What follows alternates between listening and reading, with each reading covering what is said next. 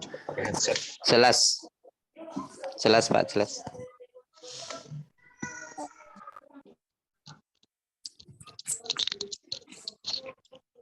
Oke, teman-teman, selamat malam semuanya. Malam hari ini kita akan lakukan webinar seperti biasanya ya, setiap hari Sabtu jam 8 malam. Webinar kali ini kita kedatangan tamu istimewa ya, Pak Andre Lukito, foundernya Investor Academy Indonesia, dengan domisilinya di Bandung ya. Saya mohon izin dengan ownernya ValueStock, Pak Roy Ken, ya, untuk membuka acara ini. Kemudian webinar ini, perkenalkan saya moderator bersama dengan Pak Stephen Lee. Kemudian speakernya adalah Pak Andre Lukito, seorang multi-bagger investor ya. Dia adalah foundernya Investor Academy Indonesia. Judul kita malam hari ini ya bagaimana kita mencari atau men-searching ya saham-saham yang multi-bagger ya, 50 sampai 100 bagger gitu ya. Nah, perkenalkan juga dalam acara ini ada 3 responder ya. Responder ini artinya mereka akan bertanya secara kritis ke speakernya ya. Pertama adalah Pak Roy Ken sebagai foundernya ValueStock.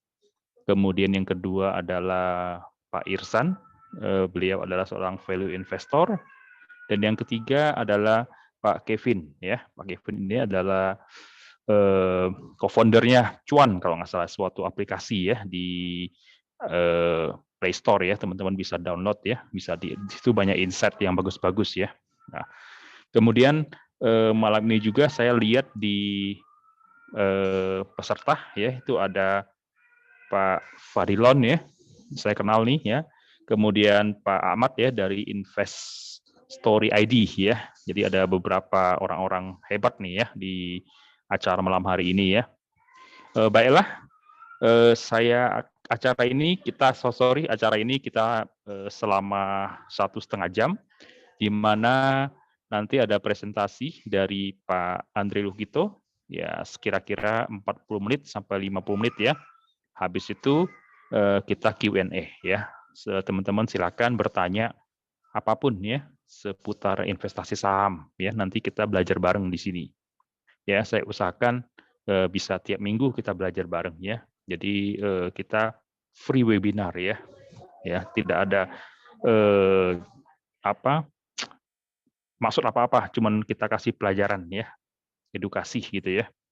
Oke, baiklah. Mungkin saya langsung kasih tempat dan waktu kepada Pak Andre Lukito. Pak. Silakan. Sukinto. Oke. Saya opening dulu ya. Terima kasih juga teman-teman semua ya yang hadir ya. Kita kedatangan tamu spesial ya. Kita kedatangan tamu spesial ya. Terima kasih Pak Andre untuk waktunya ya, untuk mau berbagi dengan kami ya Pak di acara ini, di acara webinar malam ini. Dan terima kasih juga semua ya. Terima kasih. Oke, kita langsung saja ya ke materinya Pak Andre. Silakan Pak Andre. Oke, sebelumnya saya ucapkan terima kasih banyak nih ya kepada ValueStock, Pak Roy ya, Pak Sukinto. By the way, ini omongan saya jelas nggak ya kira-kira? Saya takutnya putus-putus nih internet. Jelas banget. Oh, jelas Pak, jelas. Oke. Jelas. Oke. Ya, oke. Thank you banyak nih sudah diundang juga ya ke ValueStock. Ini apa namanya tuh, nanti akan ditanya kritis. Wah, saya juga jadi takut nih Pak Sukinto ya, jangan yang kritis-kritis Pak, yang santai-santai aja Pak. Santai Pak, santai. Lalu ada Pak Dr. Irsa ya, selamat malam Pak. Oke, Pak Dr. Irsa dan Pak Stephen Lee ya. Malam Pak Irsan dan Pak Kevin ya sebagai co-foundernya Cuans ya. Thank you banyak nih sudah undang ya Pak. Oke, saya coba mungkin ingin presentasikan ya buat teman-teman sekarang itu kan sudah rame tuh tentang bicaranya tentang multi-bagger ya. Saya sajikan salah satu mungkin yang menjadi alternatif untuk cara kita berinvestasi ya. Itu di how to search, atau saya sih menyebutkannya searching ya, karena saya terus terang saya sendiri pun juga belum mempunyai yang 50 beggar ke atas. Saat ini belum pernah. Tapi kita sama-sama mencari lah, mudah-mudahan kedepannya kita dapat ya, itu sama-sama ya. Saya ngambil ini juga dari berbagai buku, dari mungkin apa yang saya sudah pelajari gitu ya selama di market. Nah ini kita coba saya sajikan. Izin saya share screen mungkin ya. Oke, sudah ada belum ya? Sudah Pak, jelas. Oke, sudah ya, sip. Saya off cam dulu ya Pak, takut internet jelek nih. Silakan. Oke. Nah ini kita bicara tentang apa namanya tuh searching 50 sampai 100 beggars ya. Nah 50 sampai 100 beggars ini menurut saya sih apa ya sangat luar biasa ya. Kenapa? Karena kalau kita sekali mendapatkan yang bisa di atas 50 sampai 100 beggar, ya hasilnya tentu signifikan buat investasi kita. Ya, nah kalau kita bicara tentang Mohnish Pabrai, Warren Buffett gitu kan, Mohnish Pabrai itu salah satu investor yang sukses ya, yang belajar juga dari Warren Buffett. Beliau pernah mengatakan bahwa kalau saya disuruh memilih, saya ingin mencari saham-saham yang bisa berpotensi sampai 100 beggar, dia bilang tuh. Ya, yang spawner dia ngomongin, yang betul-betul kita hold, ya sudah investasi seperti itu gitu. Ya, nah. Apa sih yang dimaksud dengan 50 sampai 100 beggar gitu ya? Mungkin teman-teman ada yang masih bingung gitu ya. Beggars itu apa sih? Nah, saya coba mungkin kasih tahu dulu nih. Beggars itu tuh kalau kita bicara tentang 100 beggars itu, kalau kita invest misalkan di 1 juta rupiah, kita akan dapatkan hasilnya tuh menjadi 100 juta. Berarti 100 kali lipat. Ya. Nah, kalau 100 juta berarti akan menjadi 10 miliar. Nah, kalau 1 miliar ya jelas akan menjadi 100 miliar ya kalau kita lihat ya. Nah, ini makanya kenapa kita ngomongin 100 beggar ini, 50 sampai 100 beggar ini tuh sangat ini ya kalau kita sebut tuh jadi sangat signifikan terhadap portfolio kita ke depan gitu. Nah, pertanyaannya gimana sih caranya? Nah, saya sebelum masuk ke mungkin 6 key takeaway yang saya mungkin sudah susun, di sini saya coba mungkin apa namanya tuh sharing-sharingkan ya. Nah, kita lihat di sini tuh apa namanya tuh dari riset yang saya rampungkan, ini riset saya sendiri gitu ya, memang belum lengkap sekali, tapi kita bisa ambil kesimpulan dari beberapa emiten-emiten yang sudah 50 beggar ke atas, ya, yang 50 beggar ke atas, ini tuh ternyata memakan waktu investasinya tuh antara 10 sampai 20 tahun memegang sahamnya. Jadi ternyata untuk mendapatkan 50 beggar sampai 100 beggar ke atas ini ternyata butuh waktu ya. Jadi kita bicara tuh 10 sampai 20 tahun. Makanya investasi ini tuh apa ya, kita sebut tuh bisa disesuaikan sama teman-teman gitu kan. Belum tentu ada yang mungkin pede hold-nya untuk jangka panjang ya, tapi ini menjadi satu alternatif ya, di mana sebenarnya tuh kalau kita hanya dengan hold saham saja itu kita bisa mendapatkan sampai 50 sampai 100 beggar. Nah, tapi tentunya saja ada ciri-cirinya yang perlu kita perhatikan ya. Oke, kita lanjut. Nah, kalau menurut apa ya rumusnya compounding lah, kita bicara rumusnya compounding itu kalau dengan compoundingnya di 5%, kan kita juga sering kita juga sudah tahu mungkin ya kalau apa namanya tuh nah, tes masih oke ya ini ya? Masih oke Pak, jelas oke. Sip, tadi ada hilang ininya, sorry. Nah ini kalau kita lihat di compounding, bicara tentang compounding itu kan kita seringkali bilang bahwa compounding kita harus bicara value investing atau investasi itu adalah tentang compounding ke depannya. Warren Buffett itu juga mengajarkan compounding, betul ya, tapi banyak juga yang mungkin mislead ya. Mislead itu jadi gini, kalau kita perhatikan untuk mendapatkan 100 beggar dengan kita presentasinya 5% itu butuh 94 tahun. Kalau kita ngomongin 10 sampai kita ambil yang umumnya lah sekitar 15 sampai 20%, ternyata 20% itu butuh waktu sekitar 25 tahun. Nah, pertanyaannya kok bisa ada yang bisa di atas 50 atau bahkan 100 beggar yang hanya kurun waktunya tuh di atas 10 tahun. Sedangkan kalau statistik aja kita bicara secara compounding 25% sampai bahkan kita ngomongin 25% aja ini butuh waktu sekitar 20 tahun ke atas. 30% aja hampir mendekati ke 20 tahun kan. Nah, berarti kan apakah ini lama gitu kan tentang investasinya tuh harus bicara tentang 20 tahun ke atas. Ternyata dari statistik yang saya peroleh itu ternyata ada kalau kita bicara ya ini statistik ya, ini kita bicara tuh rata-rata ya, saya kumpulkan gitu ya. Memang belum semua gitu kan, masih ada ETC gitu ya. Dan ini terbatas, saya searchingnya tuh yang tahun 2002 ke sini lah kurang lebih, kecuali UNTR ya. Nah ini salah satu yang baggernya terbesar ya, UNTR itu bisa sampai mencapai 3.200 dalam waktu 20 tahun. Ya, yang kedua di net ya 14 tahun. Nah, kalau kita perhatikan ini Arto ini memang di luar inilah, di luar konteks kita bicara tuh, karena kan ada corporate action yang berbeda ya, gitu. Nah, kalau kita ngomongin tentang normal, itu normalnya tuh rata-rata kalau kita lihat, perhatikan di angka memang 10 sampai dengan 20 tahun, bahkan ada yang cuma 11 tahun, 12 tahun gitu kan. Contohnya MTDL 76 kali 15 tahun gitu ya. Nah, yang ini MTEK bisa 12 tahun. 52 tahun, 11 tahun juga 52 kali. Nah, jadi artinya kita memang nggak perlu terlalu lama selama yang compounding ceritakan gitu. Nah, gimana sih? Nanti saya akan ceritakan lebih lanjut kenapa sih di 6 key takeaways tadi ya. Oke, nah saya coba simpulkan, mungkin ada 6 hal ya yang saya pelajari mungkin dari hasil Sadur, mungkin buku-buku tentang investing ya. Jadi dari berbagai ini saya coba rampungkan ya. Nah, yang key takeaway pertama itu kita harus melihat bahwa saham yang kita harus punya itu, yang kita cari itu harus small ya. Jadi small is beautiful. Ya, jadi kalau kita lihat misalkan sebuah perusahaan kecil yang berkembang menjadi besar gitu kan, dan akhirnya mulai menginternasional, mengglobal. Nah, ini yang kita cari gitu. Yang kita start small. Nah, start small itu berapa sih? Nah, start small ini tuh kita ngomongin, kalau saya sih punya hints-nya tuh, yang kita bicara tuh setengah dari unicorn ya, tapi kadang-kadang orang membandingkan dengan unicorn juga, yaitu sekitar market cap-nya di bawah 7 triliun atau 15 triliun. Ya, ini kurang lebih mungkin supaya patokan saja ya.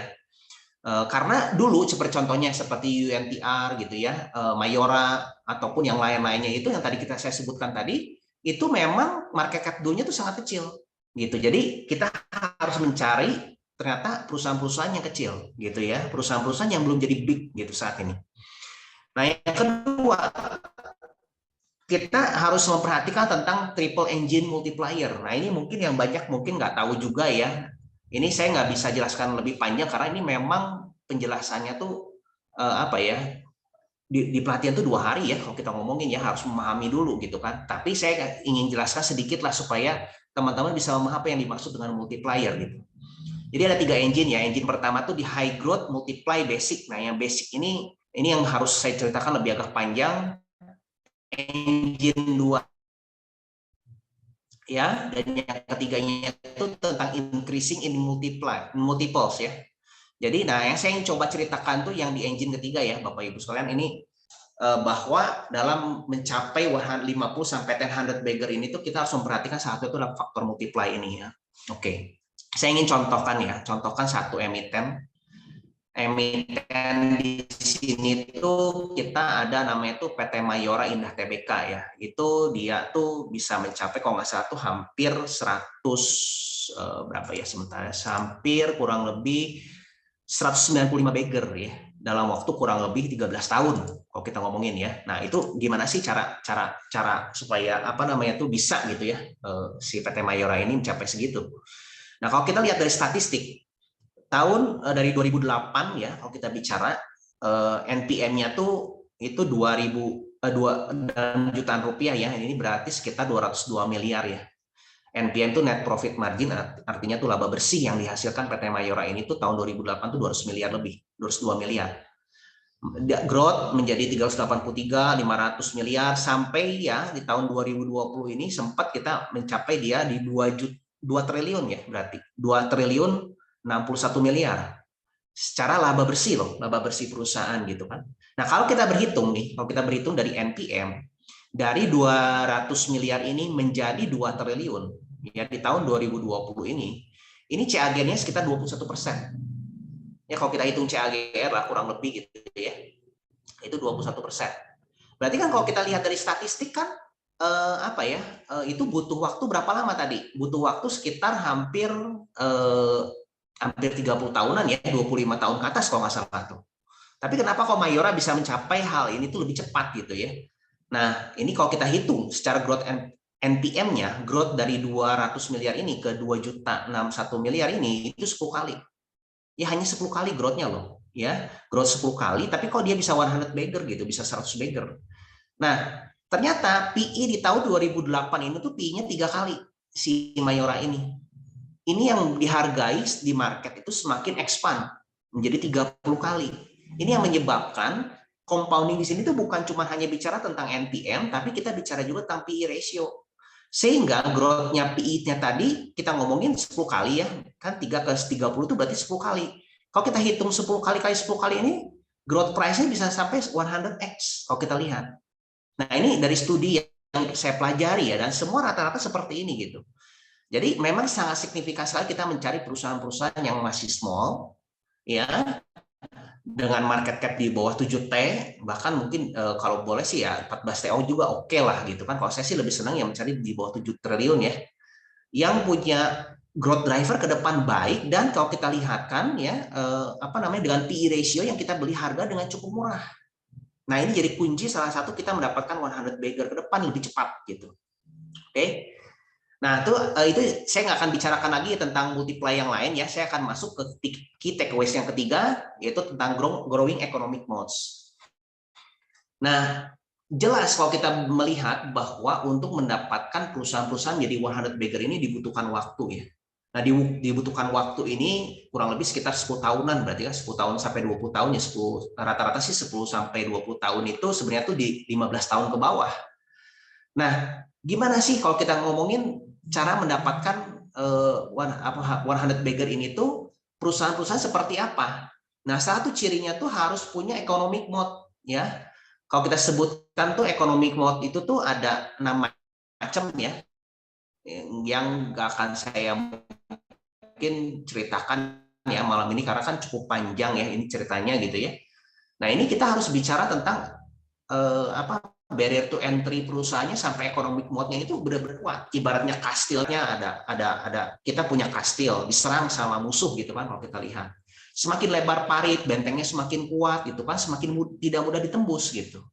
Nah, kita harus bisa mencari perusahaan-perusahaan yang punya economic mode yang besar. Nah, tinggal pertanyaannya begini. Kan di tahun 2002 itu kan perusahaan kayak Mayora ini masih kecil. Gimana cara kita bisa mengidentifikasi economic mode? Yang ini yang kita pelajari di pelatihan diskusi di alumni ya kalau kita ya, itu karena bicara tentang panjang ya, kalau kita lihat tuh tentang kualitatif ya. Oke. Nah, tapi salah satu ciri perusahaan-perusahaan itu yang harus punya growing economic mode, itu kuncinya yang utama supaya kita bisa melihat perusahaannya akan growing 10 tahun ke depan ya. Nah, key takeaway yang keempat ya adalah owner operator bisnis. Nah, owner operator di sini yang dimaksud di sini itu adalah si manajemennya itu adalah orang-orang yang berpikir dan bertindak layaknya sebagai seorang owner. Ya, banyak juga perusahaan-perusahaan ya, kalau kita ngomongin public company ada risetnya ya. Ini di source-nya Horizon Kinetics ya. Silakan bisa searching juga, baca silakan ya. Ini kita bisa ada versusnya, ada public company versus owner operator itu gimana sih? Jadi kalau si public company itu kalau saya ceritakan sekilas itu dia sebagai agent management saja, yaitu apa artinya mereka hanya fokus ke earnings quarterly ya, dan bahkan ke kompensasi jangka pendek gitu. Dan banyak melakukan merger dan akuisisi untuk selama kepemimpinan mereka gitu. Sedangkan kalau kita lihat owner operator ini memikirkannya tuh lebih ke value creation. Value creation yang diciptakan ini akan menjadi long term profit ke depan buat mereka. Nah, ini yang mungkin salah satu perbedaan antara owner operator dan agent manajemennya. Bagaimana cara mengidentifikasinya? Balik lagi itu bicara tentang aspek kualitatif, itu memang sangat panjang sekali ya ceritanya. Nah, karena itu never apa yang namanya itu kalau kita ngomongin tuh never endless learning lah. Kalau kita ngomong nggak pernah berhenti untuk kita terus belajar ya. Oke, nah kita kesuai yang kelima itu kita bicara tentang great capital allocator. Ya, di sini saya akan panjang lebar juga, tapi intinya adalah bagaimana seorang manajemen ini harus berfungsi sebagai allocator kapital yang sangat bagus. Ya, ada modal yang ditahan, laba yang tahan ini mereka bisa efisienkan secara efektif. Nah, ini yang dasar untuk mendapatkan perusahaan yang akan growing hebat ke depan. Warren Buffett mengatakan ya, after 10 years in job, a CEO whose company retains earning equal to 10% of net worth will be responsible for deployment of more than 60% of all capital works in business. Jadi artinya CEO-nya memang bertanggung jawab di 60%, biarpun dari net worth-nya 10%. Nah ini jadi artinya saking pentingnya komposisi kapital ini tuh dalam bisnis gitu. Ini yang menciptakan perusahaan-perusahaan hebat ke depan ya. Ini memang pembahasan juga sangat panjang ya, dari banyak buku yang kita bisa baca ya dengan bagus, seperti contohnya Outsiders. Itu kita bisa baca juga ya, ada buku-buku yang sangat baik lah. Chuck.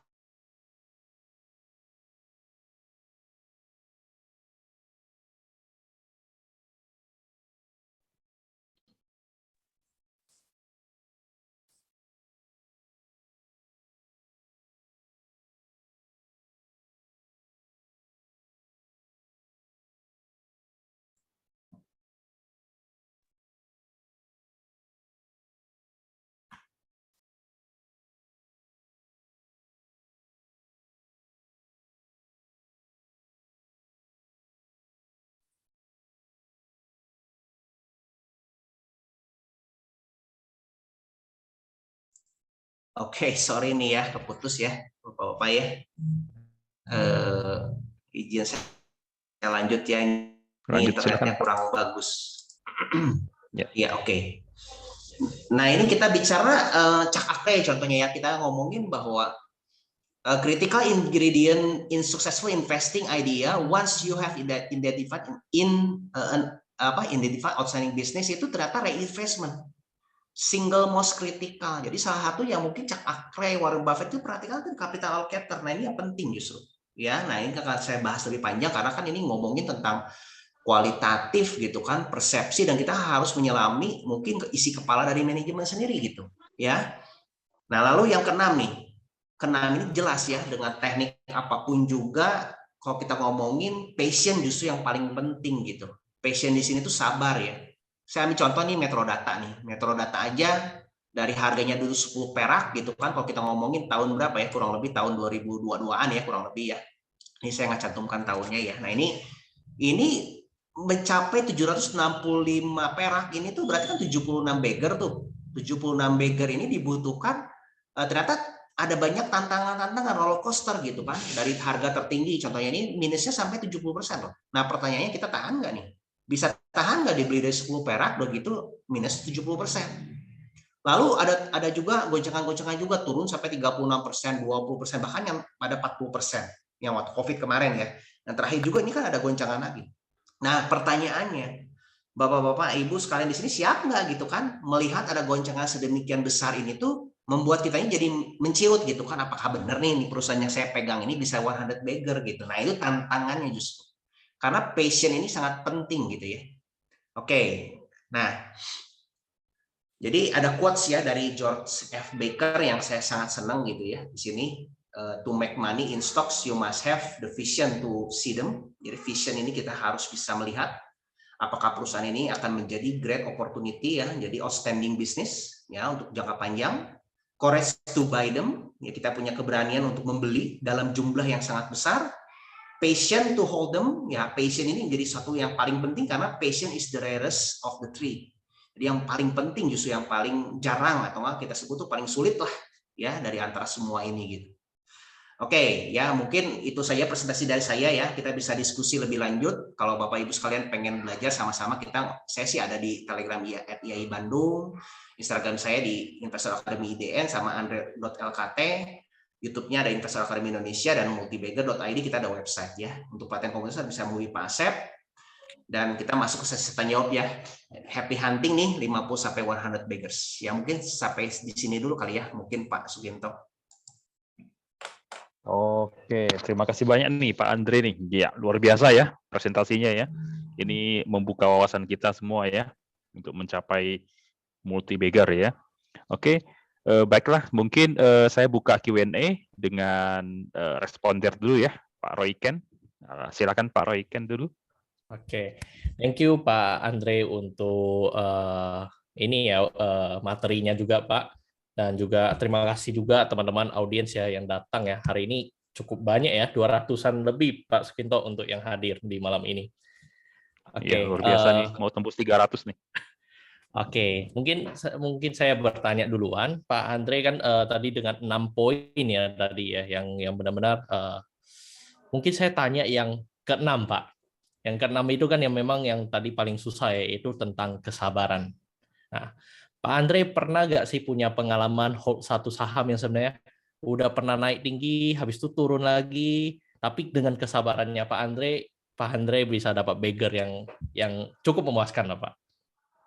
Mungkin sharing pengalaman di situnya. Oke, thank you nih Pak Roy ya buat pertanyaannya nih. Bagus ya, paling esensial ya Pak di sini ya. Saya pernah, jadi kalau kita ngomongin di bursa saham, sepengalaman saya tuh memang ini adalah salah satu teknik ya kalau kita ngomongin, tapi kita bisa bicara banyak teknik ini tuh bisa bermacam-macam karena semua saham ini tuh tidak bisa diperlakukan sama sih menurut saya ya, tidak bisa diperlakukan sama karena banyak orang yang menganggap kan pikiran Warren Buffett tuh holding forever. Nah itu juga kalau menurut saya sih agak mislead juga ya. Jadi agak berbahaya juga ya kalau kita nggak bisa melihat mungkin beberapa hal ya dari bisnisnya tadi.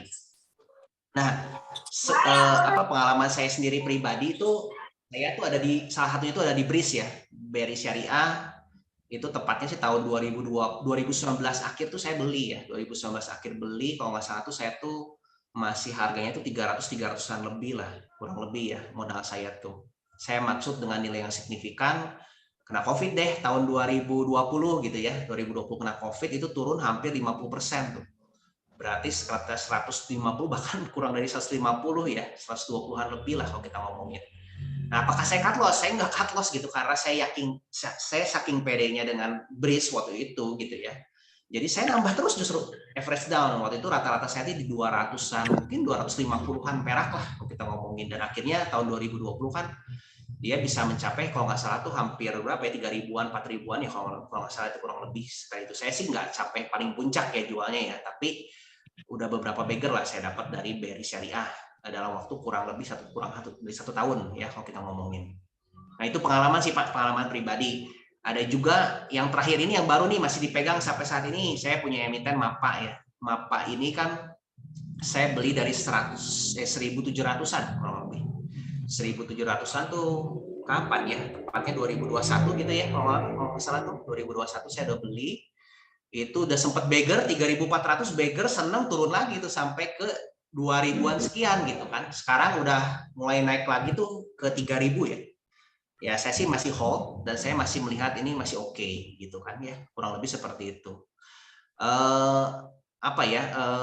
Emiten apalagi yang saya pegang saat ini masih misalkan contohnya MTDL nih, MTDL saya udah beli sih memang dari sekitar waktu dulu harganya itu mungkin sekitar 2.000-an ya, 2.000-an sebelum stock split, berarti di 400-an saya beli, rata-rata saya itu di 2.000-an gitu ya.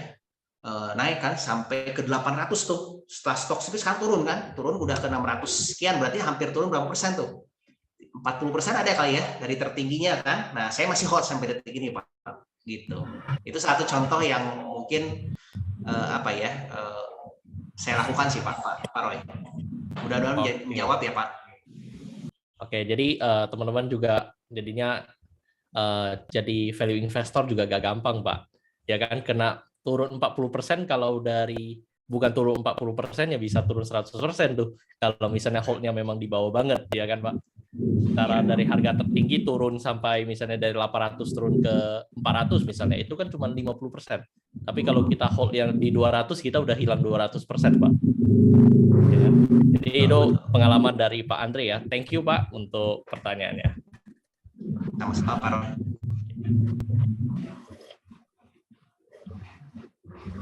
Oke, sebelum lanjut ke responder kedua ya, kita foto bareng dulu ya teman-teman. Saya harap bisa kita open cam dulu, nanti kita foto sama Pak Stephen yang aba-aba ya, yang jadi komandonya ya. Kita open cam semua, nanti kita foto dulu sebagai kenang-kenangan ya. Oke, kita mulai slide pertama ya. Pak Stephen sudah ready? Ya, ready. Oke, kita Pak Stephen yang komando ya. Slide pertama, kedua, sampai seterusnya ya. Oke, kita mulai slide pertama. Pak Stephen silakan. Ya, slide pertama 1, 2, 3. Oke, slide kedua, 1, 2, 3. Slide ketiga, 1, 2, 3. Lalu slide keempat, 1, 2, 3. Ya, sampai di slide keempat aja Pak Kinto, karena yang lainnya mungkin masih malu-malu nggak open cam. Ada 12 slide sih sebenarnya. Ya. Oke, gitu. Oh, sudah mulai tuh. Silakan yang kelima mungkin. Ya, 1, 2, 3. Oke, ya bisa dilanjut Pak. Sudah selesai? Oke, baik. Terima kasih banyak teman-teman.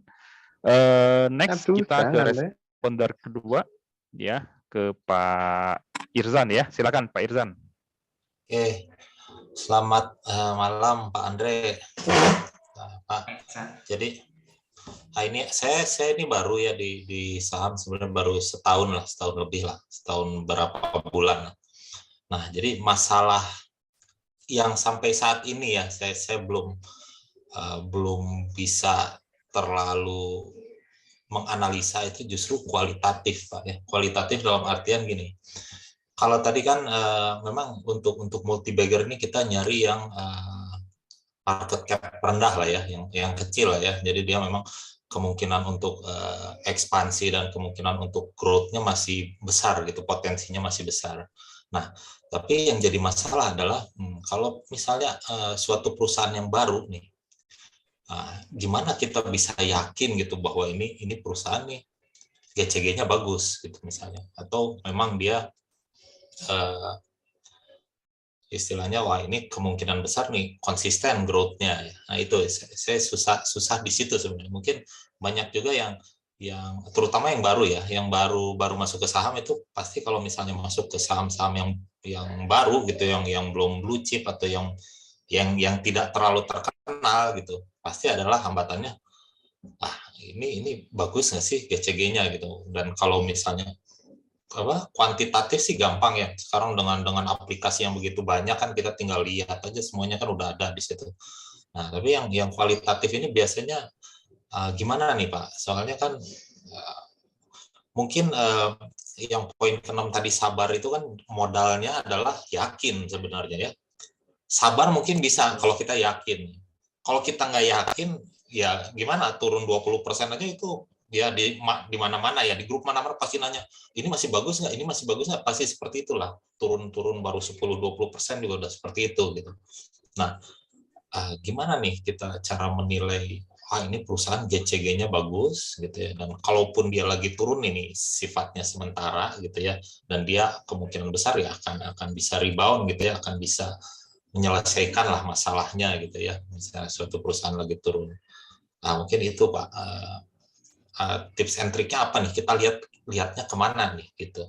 Terima kasih Pak. Baik, Pak Irsan, thank you banyak nih Pak. Pertanyaannya tuh mendalam nih Pak. Oke, jadi saya pribadi sendiri sih kalau kita bicara tentang aspek kualitatif, kita harus memahami saham yang kita beli ini sebagai bisnis dulu ya Pak.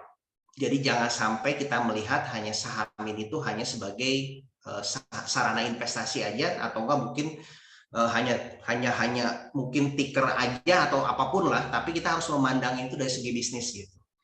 Nah artinya kita harus memahami bisnis gitu kan, memahami pola pikir dari manajemennya sendiri gitu.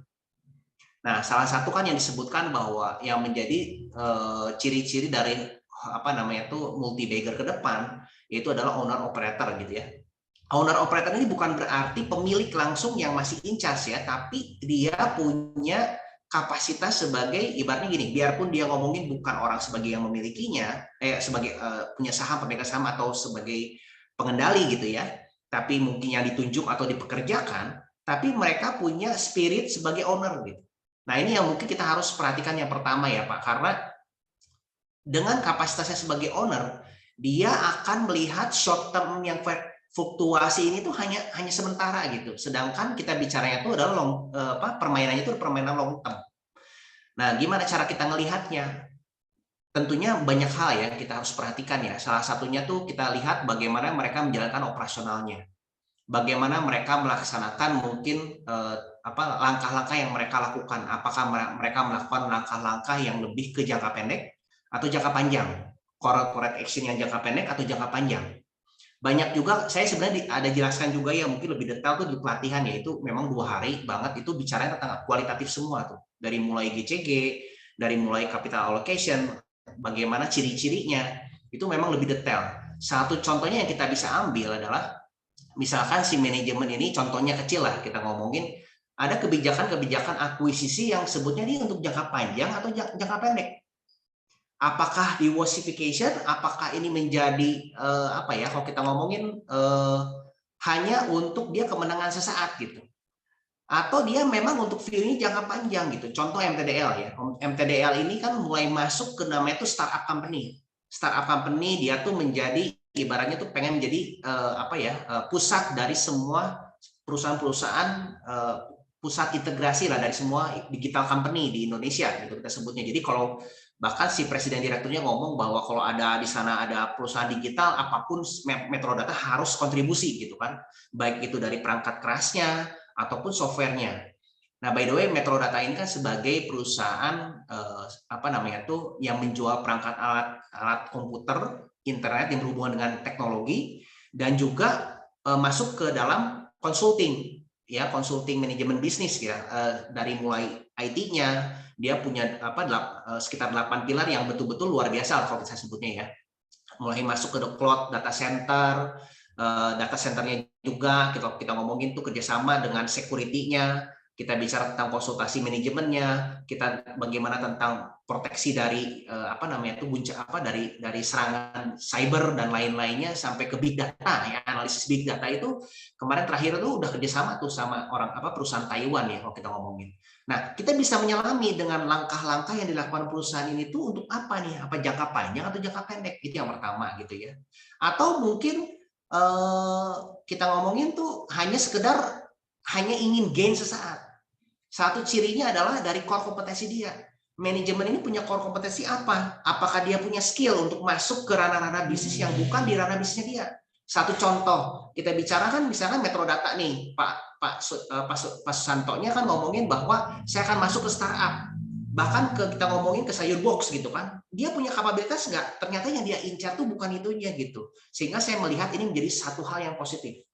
Nah, apa dia ngomongin katanya mau akuisisi lagi perusahaan software development gitu kan kalau kita ngomongin ya. Nah, itu belum terjadi tahun ini sih, mudah-mudahan ya. Nah, ini kalau kita ngomongin apakah dia masih dalam core kompetensi dia? Masih, karena itu merupakan ibaratnya permainan dia gitu. Nah, banyak perusahaan-perusahaan yang manajemennya melakukan diversification dengan masuk ke bisnis yang tidak ada core kompetensinya dia, Pak. Nah, ini yang berbahaya sekali. Ini salah satu ngomongin tentang diversification. Nah, itu salah satu ciri bagaimana kita menemukan perusahaan-perusahaan dengan manajemennya hebat, Pak. Tapi memang tentu aja, Pak, nggak cuma itu aja, masih banyak hal yang perlu kita perhatikan gitu, Pak. Kurang lebih seperti itu, Pak Irsan. Mudah-mudahan jawab ya, Pak. Oke, Pak. Oh, ada satu lagi, Pak ya. Nah, itu tadi yang mengenai pemilik owner. Nah, jadi gini juga kadang-kadang nih ada yang nanya, Pak, ini kan pemiliknya direksinya gitu, dia bilang. Misalnya nih 80% nih dikuasai oleh jajaran direksi gitu, bukan holding company atau apa gitu ya, jajaran direksi dan komisaris gitu. Nah, kalau usaha yang seperti itu misalnya dia di atas 50% dikuasai oleh direksi gitu misalnya, masyarakat mungkin yang retail mungkin hanya di 20%-an gitu. Nah, itu bagus nggak Pak kalau yang megang tuh direksinya gitu, direksinya langsung? Direksi ya Pak ya, oke. Bagi saya sih mungkin itu satu indikasi yang bagus ya kalau si manajemennya tuh rakus dengan kepemilikan saham, Pak. Salah satu emiten yang saya pegang Hero, contohnya Hero ini kan itu cuma hanya sekitar masyarakatnya 8%, Pak. CSAP yang saya pegang saat ini tuh dia hanya kepemilikan masyarakat cuma 8%, Pak. Kalau disebut nggak liquid gitu kan, kalau kita ngomongin harga saham itu sahamnya nggak liquid gitu, bahkan dijauhi oleh banyak orang kan, sedangkan saya masuk di sana. Nah, kenapa bisa ngaliquid gitu kan, karena Hero dairy farm-nya, dairy farm pemegangnya ya, dairy farm itu kan masih dalam grupnya tuh Jardin ya. Jardin itu yang Astra Group kan di Indonesia ya. Salah satu yang pegang mengendalikan Astra lah. Jardinnya kan ada di ini ya Pak, di luar negeri ya. Nah, dia tuh si dairy farm-nya tuh rakus Pak. Tahun 2019 tuh beli terus tuh sahamnya Hero gitu, dia terus tuh beli. Nah, ada apa kan? Berarti kan ada sesuatu yang mungkin dia bisa pede untuk jangka panjang gitu. Nah, CSAP, Pak Totongnya itu rakus banget Pak, beli Pak, kalau kita ngomongin. Seperti contohnya juga SCG di CSAP itu kan semen global ya, itu dia rakus banget Pak. Jadi kalau kita ngomongin kepemilikan masyarakat akan mengerucut. Nah, pertanyaannya bagus atau jelek? Kalau saya sih menganggap ini menjadi hal yang sangat positif ya Pak. Artinya seorang manajemen dia rakus membeli sahamnya, berarti dia pede dengan masa depan perusahaan, Pak. Nah, itu satu indikasinya, Pak, kalau menurut saya justru. Jadi, kesimpulannya justru jangan takut, Pak, ya, kalau misalnya pemegang sahamnya memang jajaran direksi atau komisaris gitu, Pak, ya. Karena saya ada satu saham nih yang pegangnya nih komisarisnya 85%, jadi masyarakat cuma 10% lah, memang tidak liquid gitu. Nah, cuman banyak yang nanya, oh kenapa berani gitu? Itu kan nggak ada holding company-nya, yang punya itu satu orang katanya. Ya justru dia satu orang itu kalau menurut saya ya, dia nggak jual aja berarti dia yakin itu akan bagus gitu. Ya seperti itu mungkin Pak ya. Oke. Ya. Oke, mungkin Pak Stephen raise hand. Silakan Pak Stephen. Sebentar ya Pak Kevin ya. Selamat malam semuanya. Terima kasih Pak Andre Lukito atas sharingnya malam ini. Saya mau bertanya, biasanya Pak Andre ada berapa emiten sih di dalam portonya, dan apakah porsinya seimbang? Misalnya kalau 10 emiten gitu, berarti masing-masing emiten 10% alokasi dana atau gimana? Thank you Pak. Baik Pak Stephen ya. Thank you buat pertanyaannya nih Pak Stephen ya. Tapi sebelumnya saya pengen nyapa, kayaknya di sini juga ada beberapa teman-teman dari alumni IAI ini, ada Pak Jordan, Pak Ivan ya, sama Bu Misya dan teman-teman ya. Selamat malam ya. Saya nggak bisa sebut satu persatu ya. Oke. Menjawab tadi ya soal porto ya, Bapak Ibu, Pak Stephen, itu saya sendiri pribadi sih mempunyai saat ini tuh di bawah 10 Pak. Portfolio saya Pak. Jadi saya tuh lebih ke konsentrasi ya.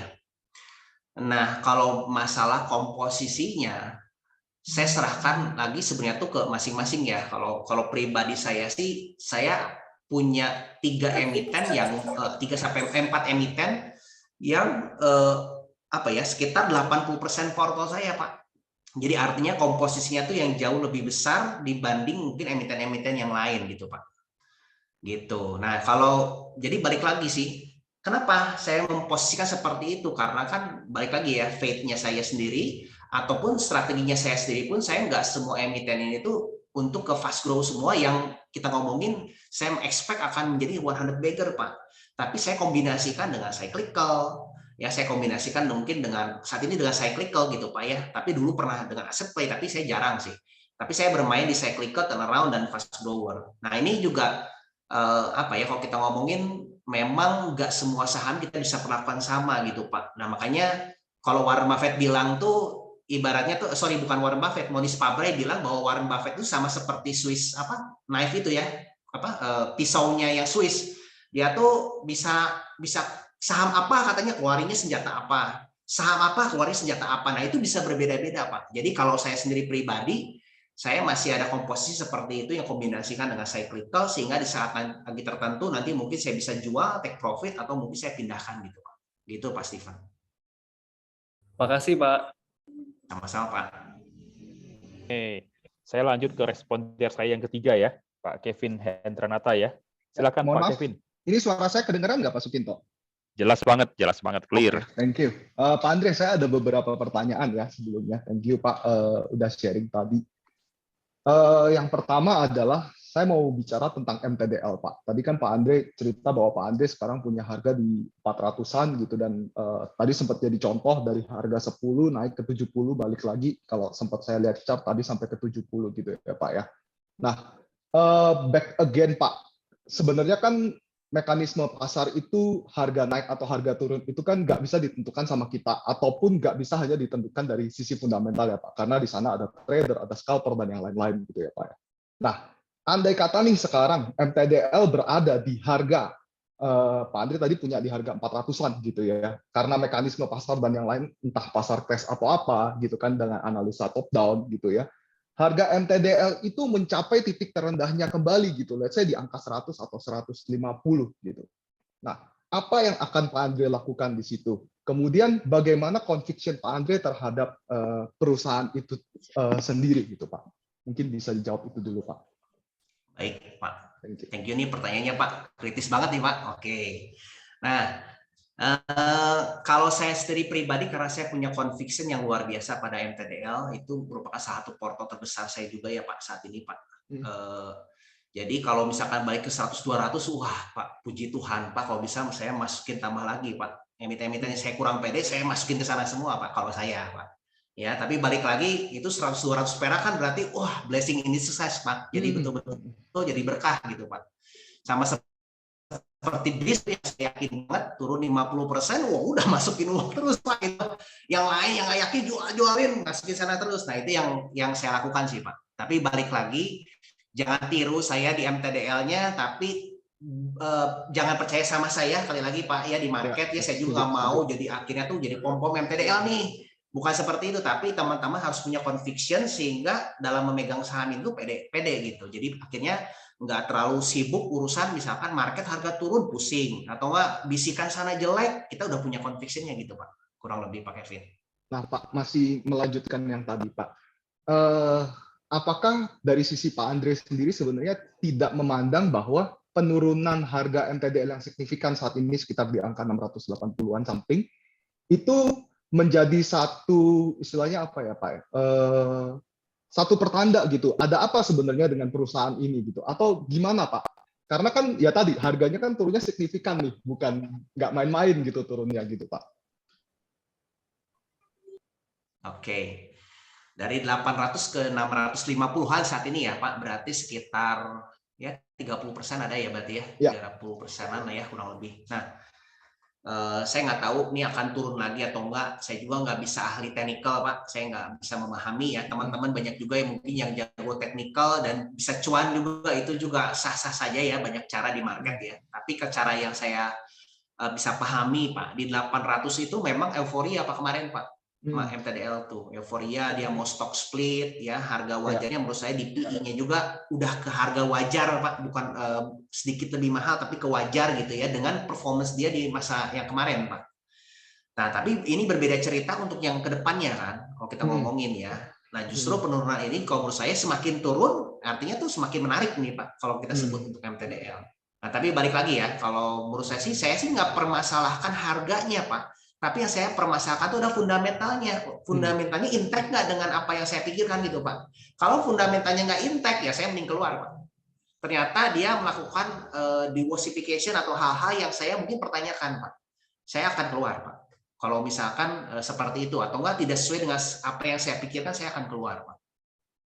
Artinya seperti itulah. Artinya tidak blindly follow ya Pak ya, tetap harus selalu update tuh fundamental ya Pak ya. Oke Pak, itu yang pertama Pak. Aku punya pertanyaan yang kedua, maaf ya Pak. Saya kan sempat follow juga nih Pak teman-teman dari Investor Academy Indonesia. Ada waktu itu ada 2 emiten yang sempat disebut, yaitu SCMA sama Innov. Yang kebetulan kalau saya nggak salah ingat, SCMA itu sempat disebut sebagai next Netflix. Kemudian yang kedua, Innov itu kalau nggak salah juga multi-degree, potensi ya Pak ya, waktu itu bahasanya ya. Dua-duanya pasti potensi, sekali lagi disclaimer on gitu ya Pak ya. Nah, kalau melihat kondisi 2 emiten saat ini, sempat waktu itu lihat juga di grup IAI, ya kalau saya nggak salah ingat, waktu itu salah satu founder juga sudah mulai melakukan penjualan untuk saham SCMA. Itu bisa dijelaskan nggak Pak? Reason-nya apa? Atau mungkin saya salah lihat nih, karena waktu itu saya sempat lihat chatnya gitu, SMA udah nggak ada gitu Pak. Oke, nah balik lagi Pak. Jadi jangan percaya siapapun di market Pak. Itu yang pertama. Yang kedua juga ibaratnya tuh percaya pada diri sendiri Pak. Itu yang paling penting ya Pak ya. Nah, jadi siapapun itu yang pegang, punya atau nggak punya, kalau menurut saya sih lebih baik jangan terlalu dipusingkan, Pak. Kalau menurut saya.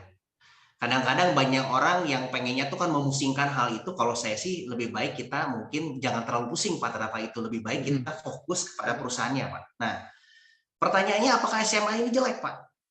Kondisi setiap orang mungkin berbeda-beda Pak. Kalau kita ngomongin ya, dan pemikiran berbeda-beda, dan hal-hal yang sangat wajar Pak. Apakah SMA bagus Pak? Bagi saya bagus gitu Pak. Nah, pertanyaannya apakah saya memperlakukan SMA ini sebagai apa Pak? Itu kan pertanyaannya Pak. Apakah sebagai fast grower, apakah sebagai slow grower, atau sebagai asset play, atau kita ngomongin mau sebagai apa? Cyclical, tapi cyclical mungkin tidak ya. Tapi kalau kita sebut saat ini saya menganggap SMA ini sebagai asset play Pak. Nah, saya punya SMA kemarin Pak. Tapi karena saya melihat ada emiten yang lebih baik, Pak, saya switching, Pak. Karena saya di asset play ini saya nggak terlalu fokus. Nah, pertanyaannya apakah SMA ini jelek, Pak? Nggak jadi masalah, Pak.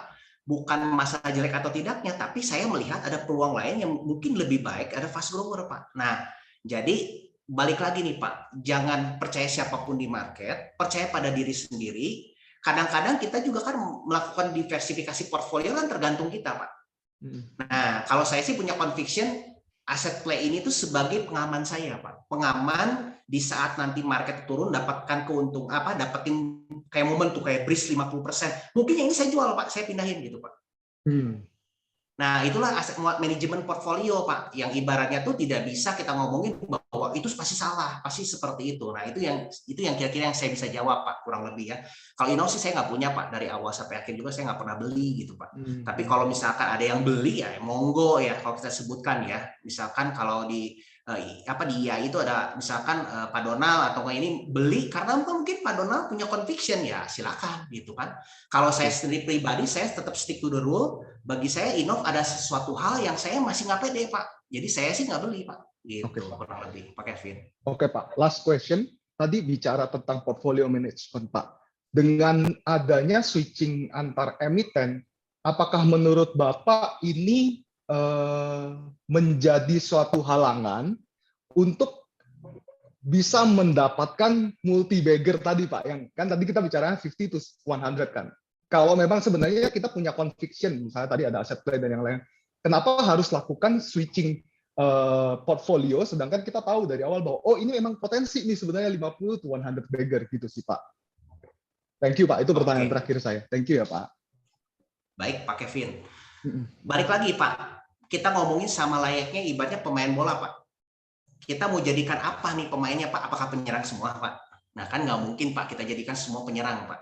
Kalau kita ngomongin. Saya punya emiten cyclical Pak, yang saya nggak mungkin pegang untuk jangka panjang. Saya punya pegang aset play, yang saya berharap-harap mungkin dalam waktu dekat ada corporate action. Tapi kalau misalkan nggak ada corporate action, ya saya kan berarti nggak bisa melihat growth-nya Pak. Jadi saya sebagai simpenan gitu kan, kalau kita ngomongin. Saya bisa switching. Tapi kalau ada emiten yang menarik lain, kenapa nggak saya switching formasinya gitu Pak? Itu sah-sah saja Pak, tergantung conviction. Nah, tapi ada nggak emiten-emiten yang saya pegang dari awal sampai akhir, saya pegang terus. Contoh Pak Hero Pak. Itu dari tahun saya pertama kali beli 2019 itu dari 690 perak Pak sampai detik ini saya masih pegang Pak. Bahkan saya nambah terus gitu kalau kita ngomongin. Nah, pertanyaannya, apakah bisa disalahkan dengan metodenya seperti itu? Saya pikir sih tidak. Tapi tinggal balik lagi tergantung strategi di masing-masing. Nah, makanya jangan sampai Pak, kalau kita ngomongin kita terlalu terpengaruh ya dengan influencer atau dengan orang-orang yang ibaratnya tuh ngomongin bahwa oh ini udah dijual, gara-gara nggak dijual, gara-gara dia lah dijual saya jadi nggak mau ini. Saya pikir itu bukannya bijak ya Pak ya. Yang orang yang bijak itu adalah orang yang bisa ibaratnya tuh bertanya ke diri sendiri, apakah penjualan dan pembelian ini sesuai dengan conviction saya gitu Pak. Bukan kita ngomongin menyalahkan si orang tersebut gitu Pak. Kurang lebih seperti itu sih Pak Kevin. Ya. Mudah-mudahan jawab ya. Oke, setuju Pak. Thank you Pak Andre. Sama-sama Pak. Thank you Pak. Oke, luar biasa ya Pak Andre ya. Pertanyaan Pak Kevin kritis sekali ya. Oke, kita lanjut ke pertanyaan audiens ya mungkin ya. Mungkin ini ada Ibu Cika ya. Raise hand Ibu Cika, silakan di on cam, silakan bertanya ke Pak Andre. Ya. Selamat malam. Ya, selamat malam. Terima kasih untuk kesempatannya. Sebelumnya saya izin off cam karena sinyal di sini kurang mendukung. Saya izin bertanya kepada narasumber. Tadi disebutkan bahwa ciri saham multi-bagger adalah yang masih kecil gitu. Apakah memungkinkan untuk saham-saham yang sudah blue chip itu masih bisa menjadi multi-bagger? Terus yang kedua, bagaimana cara kita mengetahui bahwa manajemen suatu perusahaan itu baik atau tidak, dan orang-orangnya, jajaran manajemennya itu adalah orang yang bisa memberikan dampak positif untuk perusahaan atau tidak. Terima kasih. Oke, pertanyaannya bagus ya, Bu Cika ya. Thank you nih Pak. Bu, kok Pak ya. Nah ini kalau untuk blue chip ya, apakah bisa multi-bagger? Bisa jadi Bu, tinggal tergantung mungkin waktu ya. Waktunya apakah, contohnya ya BCA tuh saya ngadain riset tuh, kalau nggak salah tuh dari semenjak tahun 2002 sampai sekarang tuh naiknya tuh nggak sampai 100 bagger, tapi 30 bagger ya. Artinya kan untuk BCA bisa nggak jadi bagger? Bisa. Tapi kan berarti dalam sekian tahun itu tuh dia cuma dapat baggernya tuh lebih sedikit dibanding mungkin emiten yang small cap. Nah pertanyaannya, bisa nggak ke depan? Bisa gitu kan. Cuma tinggal waktunya berapa lama gitu. Nah selama kita punya conviction ya terhadap perusahaan tadi. Nah tapi sebaliknya gitu kan, kita juga harus memahami tentang perusahaannya sendiri. Jangan sampai kita membeli, satu contoh kita Unilever lah. Dia pasar udah besar, growing, dia mau kembangin kemana lagi juga agak berat gitu kan, sehingga jadi akhirnya dia sudah menjadi besar ya gitu kan. Nah dia bisa nggak ngelipetin 2 kali lipat dari market cap sekarang? Market capnya berapa ya? Unilever berapa tuh saat ini? Atau BCA aja, BCA market capnya berapa ya? Saya coba cek dulu nih market cap BCA ya. BBCA market cap-nya itu 906 T. Hampir kemarin pernah sempat ke 1000 T ya. Pertanyaannya bisa nggak ke 2000 T gitu kan? Nah, tinggal kita berpikir gitu kan, masuk akal nggak gitu? Berapa lama gitu kan? Nah, ini yang mungkin jadi pertanyaan gitu. Nah, buat teman-teman sih kalau yang pede, bukan saya berarti ngomongin BCA aja, tidak. Tapi bagi saya tuh, saya bisa lebih memahami yang market cap-nya 7 T itu menjadi 14. 7 menjadi 20 cepat gitu Pak. Dibanding dengan kita ngomongin 1000 T menjadi 2000 T gitu kalau kita ngomongin. Ya, nah itu yang mungkin pemikiran saya ya. Tapi bisa jadi salah. Mungkin silakan, mungkin kan kadang ada juga yang emiten sudah besar tapi dia punya kesempatan growing ke luar negeri, berkembang lagi, mungkin saja gitu. Ya, tapi bagi saya sendiri pribadi, emiten yang sudah market cap-nya besar itu lebih sulit bergerak ya. Lebih sulit untuk melipat gandakan dia punya market cap gitu ya. Kurang lebih seperti itu. Tadi pertanyaan keduanya tuh apa ya? Saya agak lupa. Yang Bu Cika ya.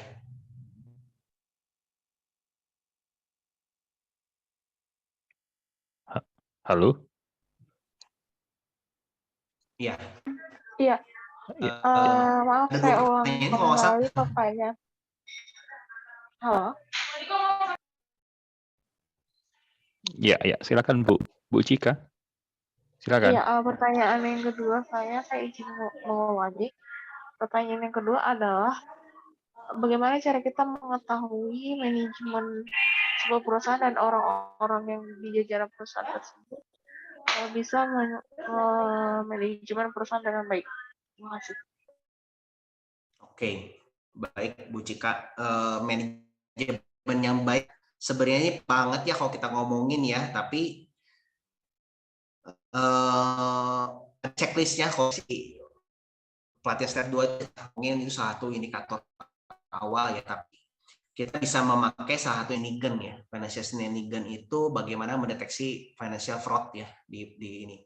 Apakah si owner atau manajemen ini tuh menggunakan perusahaan ini sebagai alat untuk memperkaya diri sendiri, gitu kan? Itu bisa dideteksi dari financial shenanigan dari laporan keuangan. Itu satu contoh indikasi kalau kita ngomong. Jadi laporan keuangan itu bukan bercerita hanya sekedar indikator rasio dan lain-lain, tapi bisa juga bercerita tentang ini manajemen tuh kerjanya ngapain sih gitu.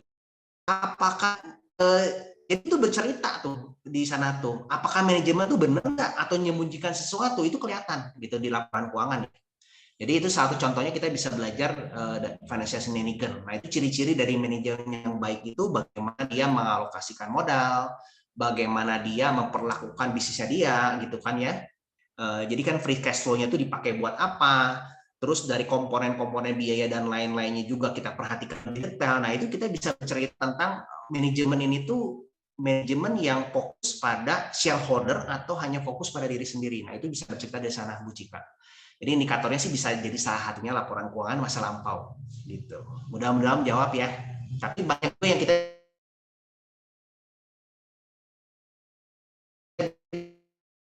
bisa belum tentu bisa growing gitu. Juga harus bisa yang berbeda. Mudah-mudahan jawab Cika. Halo, Pak Andre. Yang terakhir kali kata-katanya nggak jelas. Yang gimana Pak? Sorry. Yang tentang manajemennya itu, growing-nya gimana itu? Kata-katanya kurang jelas tadi. Jadi kepotong. Oke. Saya ulangi ya. Jadi manajemen yang baik atau yang jujur itu belum tentu dia manajemen yang bisa membuat perusahaannya itu growing, Pak.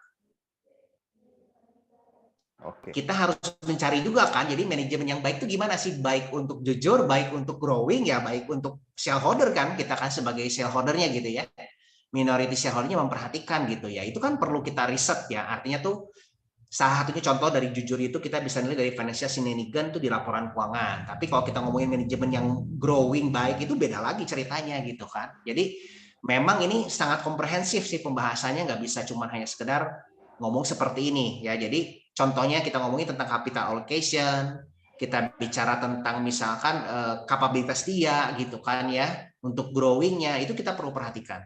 Gitu Pak Dok, kira-kira Pak Dok Sukinto. Oke, terima kasih.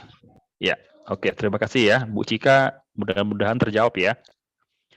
Baik, mungkin kita lanjut ke next Pak Dedi ya, mungkin on cam Pak Dedi silakan langsung ke Pak Andre.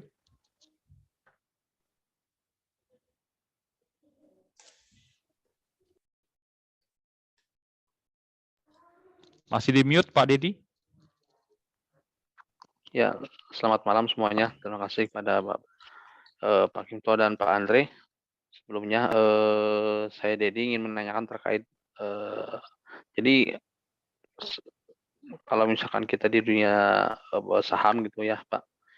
Jadi kita kan mungkin berdasarkan sebelum-sebelumnya histori gitu kan. Kita lihat di IHSG gitu kan ada naik turun gitu ya. Mungkin pada saat krisis 98 gitu kan, kemudian turun lagi misalkan di 2008 dan lain sebagainya.